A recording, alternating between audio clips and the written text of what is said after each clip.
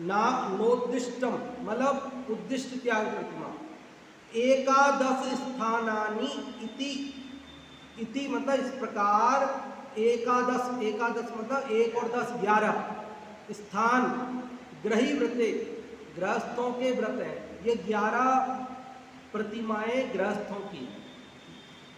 और इन 11 प्रतिमाओं से भी पहले क्या, तो कहते व्यसनिता त्याग, व्यसनिता त्याग मतलब व्यसनों का त्याग, 7 व्यसनों का त्याग, तदाद्य स्मृत, तद आद्य मतलब उनसे भी पहले, उनसे भी पहले, किन से भी पहले, कि उन 11 प्रतिमाओं से भी पहले 7 व्यसनों का त्याग, स्मृत याद रखना चाहिए, भूलना नहीं चाहिए, भूल मत जाना भैया। ये 11 प्रतिमाओं का धारण करने से पहले क्या किया जाता है, 7 व्यसनों का त्याग किया जाता है। समझ में आ रही बात? गृहस्थों की, आपकी हमारी बात चल रही है, किसकी बात चल रही है, आपकी और हमारी बात चल रही है, बहुत प्रैक्टिकल बात चल रही है, जिसको लोग कहते हैं ना आर्ट ऑफ लिविंग, जीवन जीने का तरीका, यही चल रहा है, जीवन जीने का तरीका, कि हमारी लाइफ कैसी हो, हमारा जीवन कैसा हो। तो उसमें बता रहे हैं कि देखो 8 बातें तो कल बताई थी, गृहस्थ में 8 बातें बताई थी ना, आज 11 प्रतिमाओं की बात की, और 11 प्रतिमाओं की बात से पहले 7 व्यसनों का त्याग और होता है भैया, ये बात याद रखना, भूल मत जाना। श्लोक का अर्थ समझ में आया? फिर से एक बार मैं बोलता हूं, फिर आप लोगों को पूछता हूं। आदौ दर्शनम उन्नतम, आदौ मतलब प्रारंभ में, सबसे पहली प्रतिमा दर्शन प्रतिमा, व्रत मितः, इतः मतलब इसके बाद व्रत, दूसरी प्रतिमा व्रत प्रतिमा, तीसरी सामायिक, चौथी प्रोसज, पांचवी सचित त्याग, छठवीं रात्रि भोजन त्याग, सातवीं ब्रह्मचर्य, आठवीं आरंभ त्याग, नवीं परिग्रह त्याग, 10वीं अनुमति त्याग और 11वीं उद्दिष्ट त्याग। ये 11 स्थान गृहस्थों के व्रतों में आते हैं, और इनसे भी पहले 7 व्यसनों का त्याग किया जाता है। ये इसका अर्थ है। आप में से कोई बताना चाहेंगे इसका अर्थ श्लोक का? हाँ जी बताएं।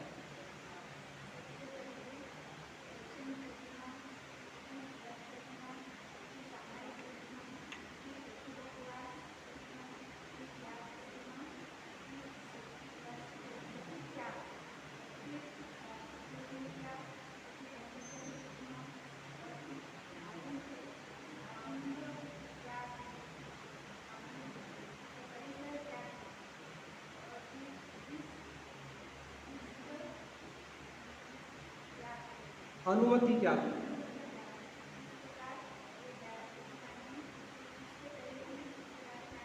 हाँ, उद्दिष्ट त्याग प्रतिमा, उनसे पहले 7 व्यसनों का त्याग। बहुत बढ़िया।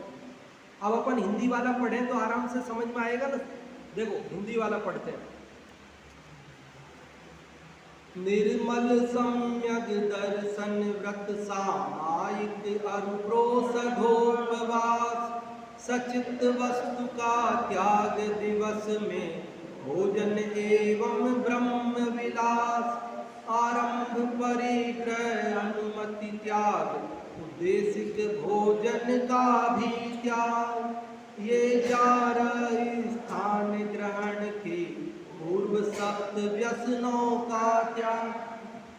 हिंदी वाले का अर्थ तो समझ में आ गया होगा, बताने की जरूरत नहीं। कोई बोलेंगे आप में से हिंदी वाले का अर्थ?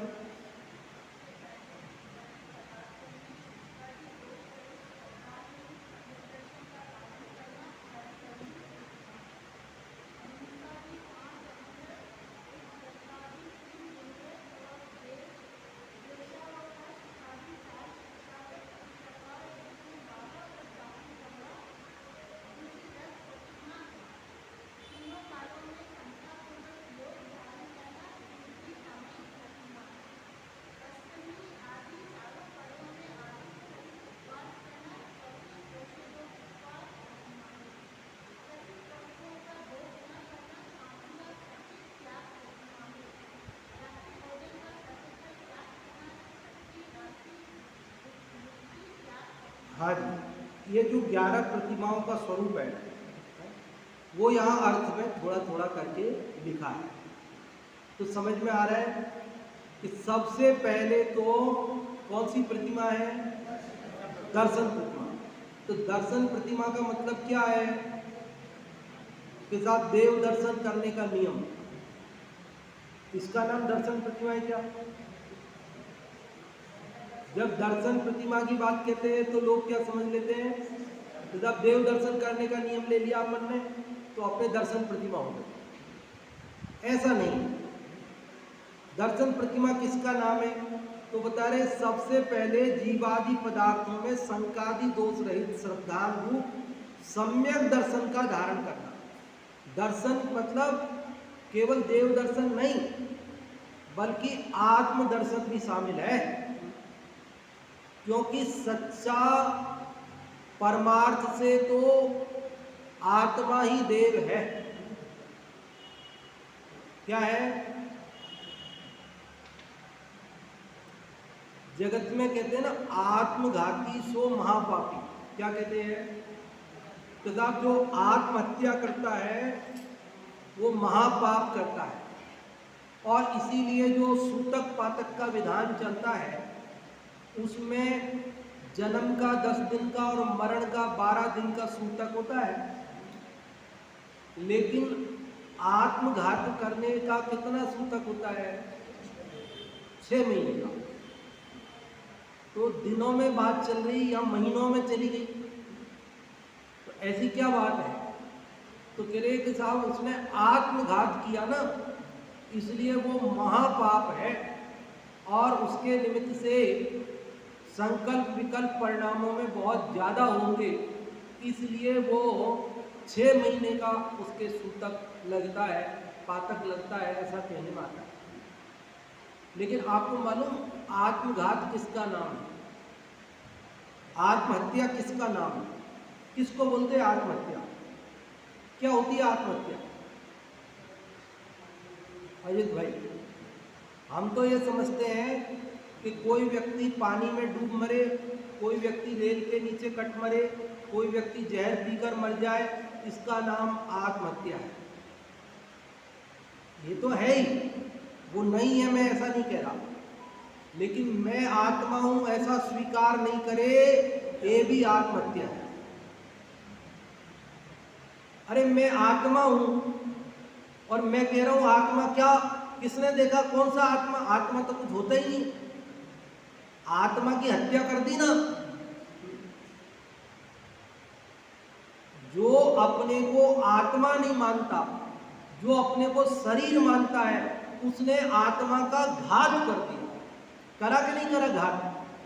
आत्मा को मार दिया ना उसने। वो तो कहता आत्मा होता ही नहीं, अब है आत्मा, और वो कह रहा मर, उसकी नजर में है ही नहीं आत्मा। उसने आत्मघात किया, और उस आत्मघात का पाप कितना है? तो कहते अनंत काल संसार परिभ्रमण है। कितना है? इसलिए वास्तव में तो आत्मा ही परमार्थ से, अरे निज देव तो आत्मा है ना, अपना देव तो भगवान आत्मा, वो देव है, उसमें कोई संशय नहीं है। जिन देव की आराधना करने की बात सबसे पहले कही ही है, लेकिन जिन देव की आराधना किसके लिए? आत्मदेव की आराधना के लिए। किसके लिए? आत्मदेव की आराधना के लिए। इसलिए यहाँ पर कहते हैं कि सबसे पहले दर्शन प्रतिमा, और दर्शन प्रतिमा मतलब न केवल देव दर्शन बल्कि निज दर्शन भी। निज दर्शन, सम्यक दर्शन का नाम पहली प्रतिमा है, दर्शन प्रतिमा। लोग ऐसा आपने सुना होगा कि साहब उनके 5 प्रतिमा है, उनके 7 प्रतिमा है, वो इतने प्रतिमाधारी हैं, इतने। लोग प्रतिमाएं धारण तो कर लेते हैं, लोग प्रतिमाएं दे भी देते हैं और लोग प्रतिमाएं ले भी लेते हैं, लेकिन देने वाले भी बहुत कम ऐसे हैं जो जब देते तो समझाते कि इसका मतलब क्या है और कैसे तुमको पालन करना है, और जो लेते हैं वो भी कभी बहुत कम लोग समझना चाहते हैं कि ये क्या होती है, कैसे हमें करना है। देने वाले दे देते हैं और लेने वाले ले लेते हैं। लेकिन प्रतिमाएं क्या है, क्या इनका स्वरूप है, उनको जाने और समझे बिना जो उसका लाभ होना चाहिए वो लाभ होता नहीं। एक भाई तो ऐसे अनभिज्ञ थे, उनसे महाराज जी ने कहा हम आपको प्रतिमा देंगे, चलो हमारे साथ। तो वो उनके साथ गए और जहाँ जहाँ महाराज का विहार होता वहाँ वहाँ उनके साथ चलते रहे। महाराज जी उनको उपदेश देते रहे, सम्यक दर्शन का, व्रत का, सामायिक का, प्रोषद का, ये सब नियम उनको बताते रहे। लेकिन उसके बाद भी कई दिन बाद उन्होंने इंतजार करके महाराज जी से पूछा, महाराज जी आप वो प्रतिमा देने वाले थे उसका क्या हुआ? आपने कहा था हम आपको प्रतिमा देंगे और हम तो आपके साथ साथ चल रहे इसलिए कि आप प्रतिमा दोगे, और आज हमको इंतजार करके पूछना पड़ा कि वो प्रतिमा जी तो दी नहीं आपने। कि हमने दी तो सही प्रतिमा, बताया ना सम्यक दर्शन धारण करो, पहली प्रतिमा है, व्रत धारण करो 12 श्रावक के, ये व्रत प्रतिमा है। हम तुम्हें प्रतिमा दे तो रहे हैं कि नहीं, हम तो समझे थे आप भगवान की प्रतिमा दोगे। महाराज जी बोले हम कहाँ से तुम्हें भगवान की प्रतिमा देंगे, हमारे पास है कोई भगवान की प्रतिमा जो हम तुमको देंगे? ये भगवान की प्रतिमा तो गृहस्थों के पास होती है, गृहस्थ बनवाते हैं, विराजमान करते हैं मंदिरों में। हम तो, हमारे तो देव दर्शन का भी कोई आवश्यक नहीं है, मुनिराज के देव दर्शन आवश्यक नहीं है, गृहस्थों के आवश्यक है। तो मुनिराज के पास तो देव प्रतिमा होती ही नहीं, वे किसी को क्या देंगे और क्यों देंगे, कैसे देंगे? लेकिन अब प्रतिमा लेने वाला इतना अज्ञानी कि वो समझ रहा है कि भगवान की प्रतिमा देंगे महाराज जी। प्रतिमा मतलब क्या? देखो ये प्रतिमा शब्द से अपन कंफ्यूज होते हैं, क्योंकि अपन ने प्रतिमा मतलब भगवान की प्रतिमा। मैं आपको सरल शब्द बता देता हूँ। प्रतिमा का मतलब है प्रतिज्ञा। प्रतिमा मतलब क्या? प्रतिज्ञा। समझ में आई बात? श्रावक की 11 प्रतिमा मतलब क्या? श्रावक की 11 प्रतिज्ञाएं। क्या है ये?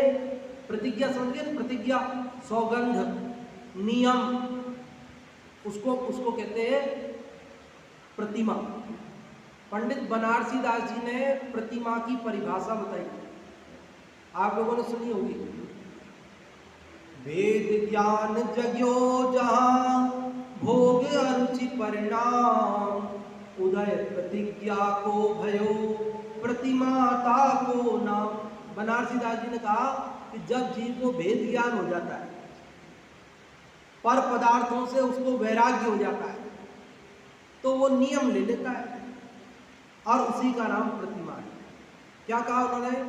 भेद ज्ञान जग्यो जहां।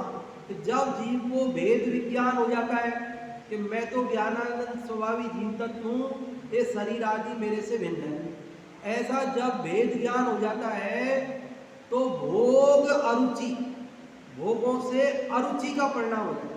जब शरीर ही मेरा नहीं है तो शरीर को पोषने के लिए ये 5 इंद्रियों के विषयों के सेवन का परिणाम भी जाता रहता है। समझ में आई बात? भेद ज्ञान जग्यो जहां, भोग अरुचि, तो उदय प्रतिज्ञा को भयो। क्या हो गया? अब उसके परिणामों में प्रतिज्ञा लेने का परिणाम आ गया। तो भैया अब तो मैं रात्रि भोजन का त्याग करूंगा, अब तो मैं 5 पापों का त्याग करूंगा, अब तो मैं ब्रह्मचर्य की प्रतिज्ञा लूंगा। ऐसा जिसको प्रतिज्ञा लेने का परिणाम आ गया, कहते बस प्रतिमा ताको नाम, उसका नाम प्रतिमा है। सम्यक दर्शन चौथे गुण स्थान में हो जाता है, ये प्रतिमाएं 5वें गुण स्थान में होती है। तो पहली प्रतिमा जो दर्शन प्रतिमा है, उसमें केवल सम्यक दर्शन भी नहीं समझना चाहिए, क्योंकि केवल सम्यक दर्शन तो वो तो चौथे गुण स्थान में हो गया। ये दर्शन प्रतिमा है वो 5वें गुण स्थान की चीज है। समझ में आ रही बात? अंतर समझ में आ रहा है? दर्शन प्रतिमा मतलब सम्यक दर्शन, ये हमने आपको कहा भले ही है, लेकिन उसका मतलब समझ लेना चाहिए कि सम्यक दर्शन तो चौथे में हो गया, तो इसका मतलब दर्शन प्रतिमा चौथे गुण स्थान में हो गई। तो बोले नहीं, ये 5वें गुण स्थान की चीज है। वहां एक कसाय चौकड़ी गई थी या 2 कसाय चौकड़ी जाएगी तब दर्शन प्रतिमा आएगी। तो फिर क्या होगा कि बस यही है कि सम्यक दर्शन पूर्वक 2 कसाय चौकड़ी का अभाव होकर जो परिणामों में विशुद्धि आती है, जीव आगे बढ़ने के लिए तैयार हो जाता है, उसकी भूमिका तैयार हो जाती है, वो व्रत आदि को ग्रहण करने की पात्रता उसकी पकने लगती है। तो ऐसे उत्सुक जीव को सम्यक दर्शन सहित आगे बढ़ने वाले उत्सुक जीव को ये पहली प्रतिमा होती है, दर्शन प्रतिमा। समझ में आई कि कुछ बात? सम्यक दर्शन पूर्वक दूसरी कसाय चौकड़ी भी जिसकी चली गई, वहां दर्शन प्रतिमा। और व्रत प्रतिमा क्या है? तो व्रत में 12 व्रत है श्रावक के। कितने व्रत? बोलो, समझ में आती है कि नहीं बात? बहुत दिन से नहीं बोला ना। अशुभ में, शुभ में और शुद्ध से, ये सार बात है, याद रखना सब। तो क्या कह रहे? 12 व्रत कौन से? 5 तो अणुव्रत, कितने? और 3, 5 तो अणुव्रत और 3 गुण व्रत और 4 शिक्षा व्रत। कितने हो गए? 5, 3 और 4। 5, 3 और 4। 5 तो अणुव्रत, 3 गुण व्रत और 4 शिक्षा व्रत। 5 अणुव्रत कौन से? अहिंसाणुव्रत, सत्याणुव्रत, अचौर्याणुव्रत, ब्रह्मचर्याणुव्रत और परिग्रह परिमाण व्रत। ठीक है, ये 5 अणुव्रत। 3 गुण व्रत कौन से? दिग्व्रत, देश व्रत और अनर्थ दंड व्रत। वैसे तो एक ही शब्द ऐसा है कि जिसको खुलासा करेंगे तो अपन पूरा पूर्ण घंटा हो जाएगा, लेकिन एक श्लोक तो पूरा करें अपन। 939 श्लोक है इस ग्रंथ में।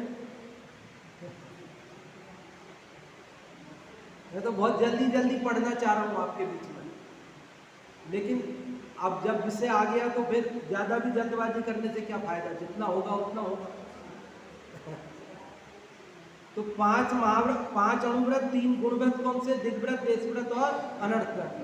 4 शिक्षा व्रत कौन से? सामायिक, प्रोषदोपवास, भोग परिमाण व्रत और अतिथि संविभाग व्रत।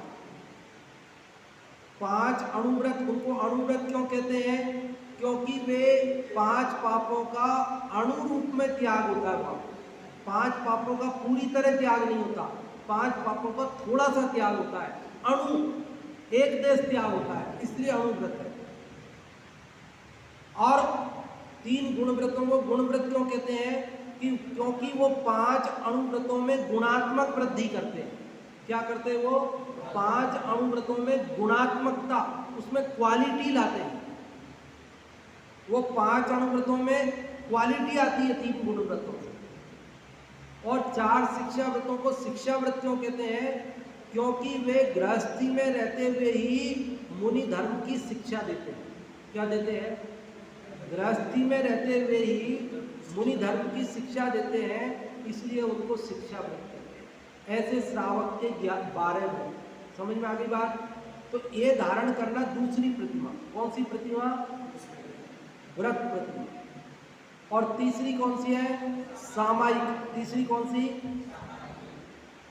सामायिक में 3 समय एकाग्रचित्त होकर एकांत स्थान में बैठकर आत्मा का ध्यान किया जाता है, उसको कहते हैं सामायिक। और चौथी क्या है? प्रोषदोपवास। प्रोषदोपवास किसको कहते हैं? 2 शब्द है इसमें। कौन कौन से? एक प्रोषद और एक उपवास। ध्यान से सुनना, क्या अर्थ होता है इसका? प्रोषद का मतलब क्या है? मौसी जी बता रहे हैं, क्या बता रहे हैं? हाँ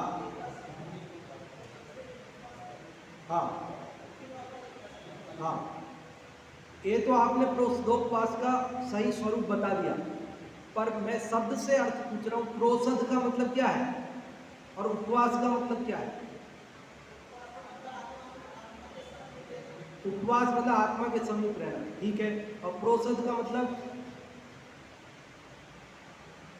देखो प्रोसदोपवास सुनते हैं ना अपन, बहुत दिनों से सुनते हैं, लेकिन अपने को शब्द का अर्थ ही ध्यान में नहीं है ना, तो अपन को उसका भाव नहीं खुलता है। प्रोसद का मतलब होता है एकासन, प्रोसद का मतलब होता है व्रत, जिसको बोलते हैं ना एक बार भोजन करना, और उपवास का मतलब होता है पूरी तरह भोजन नहीं करना। प्रोसद का मतलब क्या है? एकासन, एक बार भोजन करना, और उपवास का मतलब क्या है? बिल्कुल भोजन नहीं करना। तो प्रोसधोपवास मतलब व्रत और उपवास दोनों साथ में करना। समझ में आई बात?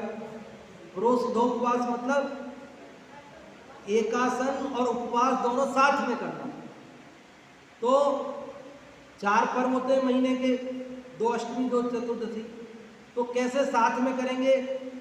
अष्टमी का तो उपवास है, तो उसके आगे पीछे एकासन, 14 का उपवास है और उसके आगे पीछे एकासन, मतलब 13 का एकासन, 14 का उपवास, और फिर बाद में अमावस्या या पूनम जो भी आ रही है उसका एकासन। समझ गए? अष्टमी का उपवास, उसके पहले और पीछे मतलब सप्तमी और नवमी का एकासन। ये हो गया प्रोसदोपवास।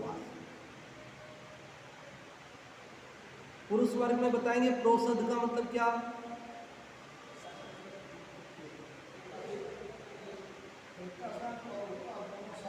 हाँ हाँ हाँ, तो प्रोसद का अर्थ क्या और उपवास का अर्थ क्या? हाँ, बहुत बढ़िया। तो ये तीसरी प्रतिमा, चौथी प्रतिमा प्रोसदोपवास, और पांचवी है सचित त्याग। तो सचित त्याग किसको कहते हैं?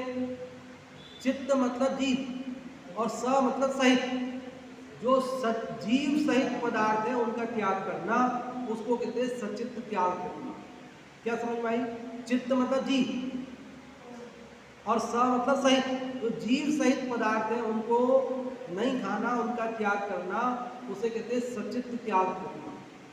जो हरित काय है, सब्जियां वगैरह, तो उनको प्रासुप करके ही काम में लेता है, या तो उनको काम में ही नहीं लेता है, सूखी चीजों को लेता है, और जहां पर इनको काम में भी लेता है तो उन्हें अचित करके, मतलब उनको जैसे उनको साफ करके, उनको उबाल कर या उनमें क्या नाम से नमक आदि डालकर उसको सचित अवस्था में काम में नहीं लेता, बल्कि उसको अचित करके काम में।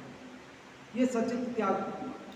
ये कच्चा जल काम में नहीं लेता, उसको गर्म करके उबाल कर उस रूप में काम लेता है। ये सचित त्याग। और उसके बाद क्या है? हाँ, रात्रि भोजन त्याग करना। इसका दूसरा नाम दिवा मैथुन त्याग प्रतिमा भी मिलता है। तो ये रात में भोजन का त्याग है, वो केवल दिन में ही भोजन करता है, रात्रि में नहीं करता। 7वीं ब्रह्मचर्य प्रतिमा है। 8वीं आरंभ त्याग। आरंभ क्या है?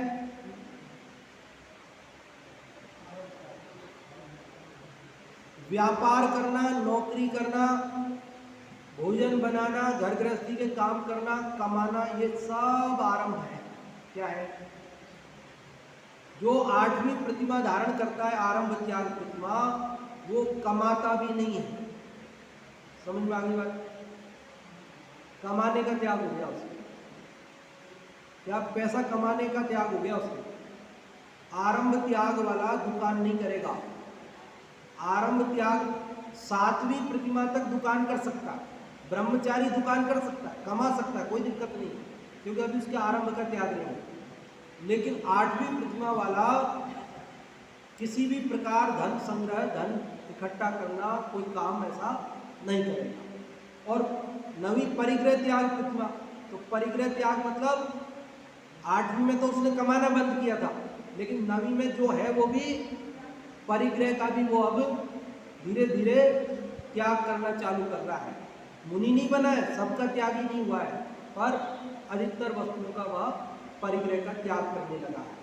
और 10वीं प्रतिमा अनुमति त्याग, मतलब अनुमति त्याग मतलब जैसे परिवार में रहता है, अभी तक घर गृहस्थी में रहता है, घर छोड़ा नहीं है, तो अब खुद तो नहीं कमाता है, लेकिन बेटा आके पूछे कि पापा जी गेहूं खरीद लें क्या,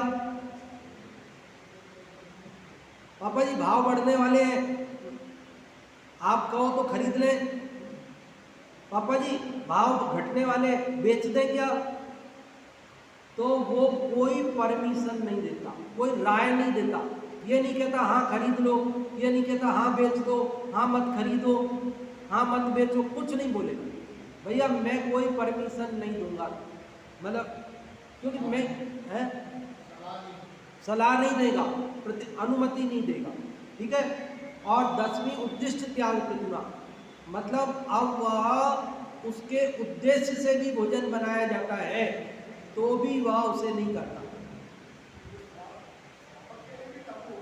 हाँ श्रावक है ना, उद्दिष्ट त्याग प्रतिमा वाला, 11वीं प्रतिमा वाला उद्दिष्ट त्याग प्रतिमा वाला श्रावक है, उसके लिए भी ये बात लागू होती है। उसके लिए कोई ने भोजन बनाया तो वह उस भोजन को नहीं करेगा, बल्कि जो अपने लिए खुद के लिए किसी ने बनाया और फिर उसको करा दे भोजन तो कर ले, नहीं बाकी उसके लिए बनाए तो नहीं करे। ये उद्दिष्ट त्याग प्रतिमा मुनिराज के तो होती ही है, मुनिराज तो उद्दिष्ट त्याग के होते ही है, लेकिन 11वीं प्रतिमा वाला भी, ये जो ऐलक क्षुल्लक 11वीं प्रतिमा के दो भेद हैं। 11वीं प्रतिमा के दो भेद, एक ऐलक और एक क्षुल्लक। उसमें तो वो ऐलक जी तो एक वस्त्र रखते हैं, मतलब केवल लंगोटी मानो, और क्षुल्लक जी 2 वस्त्र रखते हैं, एक तो लंगोटी और दूसरा खंड वस्त्र। खंड वस्त्र मतलब एक चादर रखते हैं, चादर ऐसी रखते हैं कि ओढ़ के सोए ना तो अगर सिर ढक ले तो पैर उघड़ जाएंगे, और पैर ढक ले तो सिर उघड़ जाएगा, मतलब सिर और पैर दोनों ढक जाए। इतनी बड़ी नहीं रखते, इतनी छोटी रखते हैं कि जिसमें सिर ढकेंगे तो पैर उघड़ेगा और पैर ढकेंगे तो सिर उघड़ेगा, इसलिए उसको बोलते हैं खंड वस्त्र। क्या बोलते हैं उसको? खंड वस्त्र।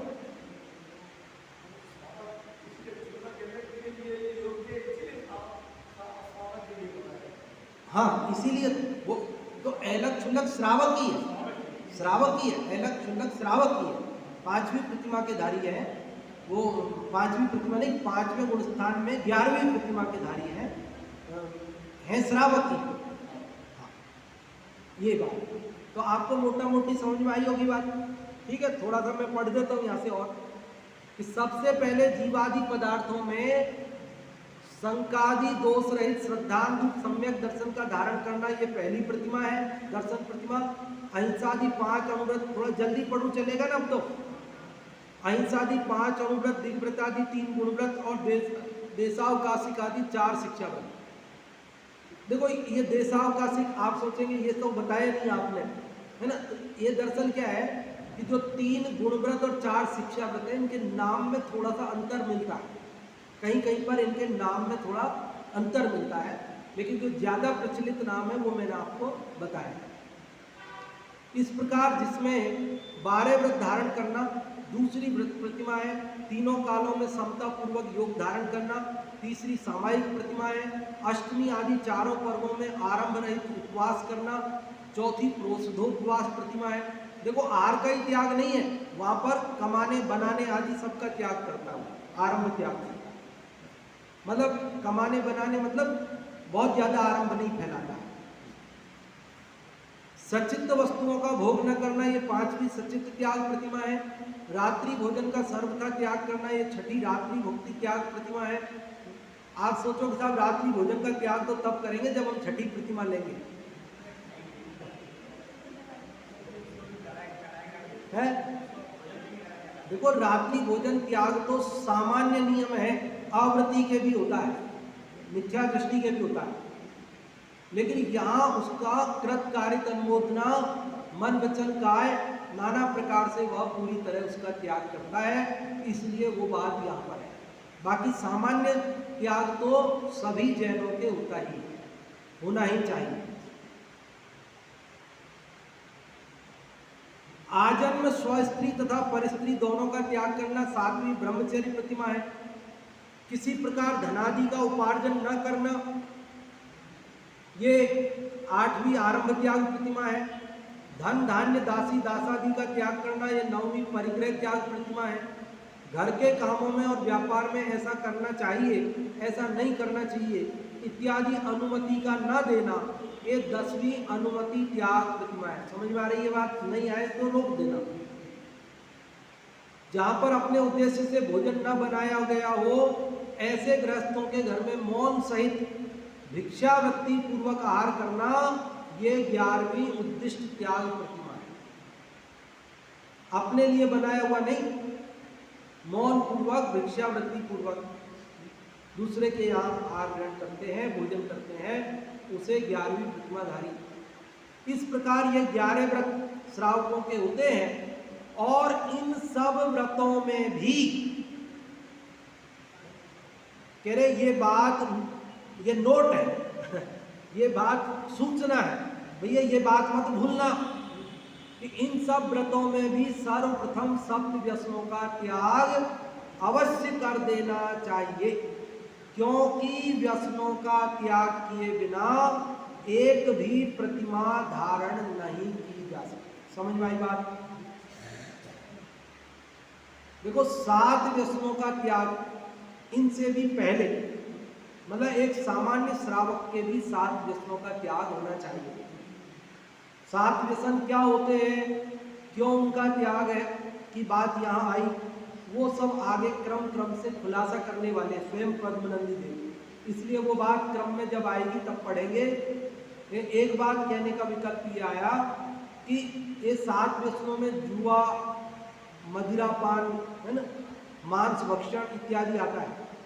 और आज जितने भी झगड़े झंझट हैं देश में विश्व में, उन सब का कारण ये सप्त व्यसन है। अगर इन सप्त व्यसनों का त्याग हो जाए तो जिस राम राज्य की हम कल्पना करते हैं वो राम राज्य अवश्य ही हो जाएगा। बोलो हो जाएगा कि नहीं हो जाएगा? जब कोई व्यक्ति जुआ नहीं खेलेगा, जब कोई व्यक्ति शराब का सेवन नहीं करेगा, जब कोई व्यक्ति मांस भक्षण नहीं करेगा, नहीं आएगा राम राज्य।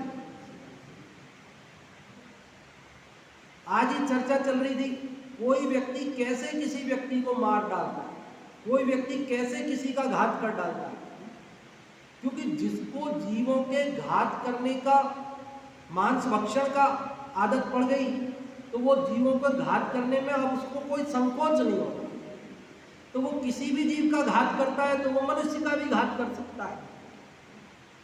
जो जीव का घात नहीं करेगा वो मनुष्य का भी घात नहीं कर सकेगा। मैं तो ये कहता हूं कि यदि हम चाहते हैं कि देश में अपराध बंद हो जाए तो सबसे पहले मांस भक्षण पर प्रतिबंध लगना चाहिए। जब मांस भक्षण की आदत छूट जाएगी तो अवश्य ही निर्दयता के परिणाम छूट जाएंगे। जब क्रूर परिणाम ही नहीं होंगे, किसी जीव का घात करने की आदत ही नहीं होगी, तो फिर किसी जीव को मारने की बात संभव ही नहीं होगी।